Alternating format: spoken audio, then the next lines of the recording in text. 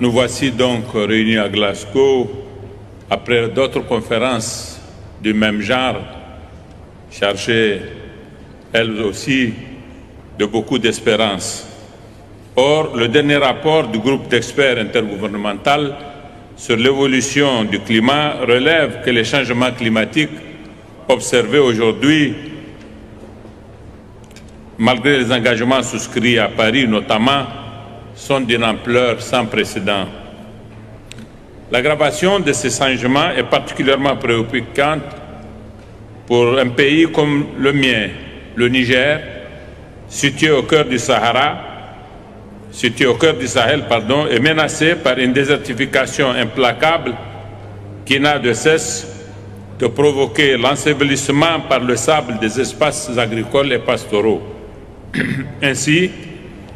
les populations pastorales se voient-elles contraintes de se déplacer toujours vers le sud et de disputer aux communautés du cru des ressources naturelles vouées par ailleurs depuis longtemps à un processus d'aménagement inexorable, victime en cela justement du changement climatique. Victime du changement climatique qui se traduit par des sécheresses récurrentes et par, paradoxalement, ces dernières années, des inondations tout à fait destructrices. Mesdames et messieurs, le phénomène du terrorisme à l'œuvre actuellement au Sahel,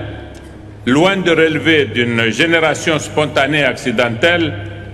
a partie grandement liée avec le changement climatique, lequel, en appauvrissant la biodiversité,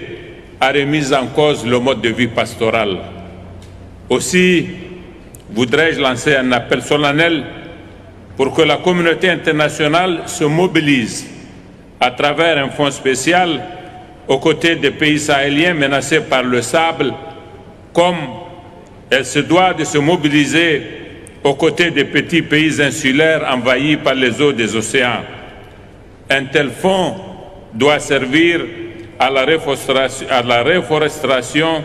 des espaces envahis par le désert. Les pays pauvres comme le nôtre, qui n'ont aucune responsabilité dans le dérèglement climatique, sont en effet aujourd'hui ceux qui paient le tribut le plus lourd au consumérisme promu par un modèle de développement qui a fait très peu de cas des peuples et des générations futures.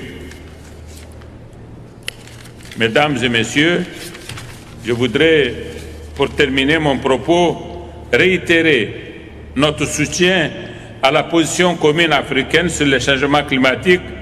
et lancer un appel aux pays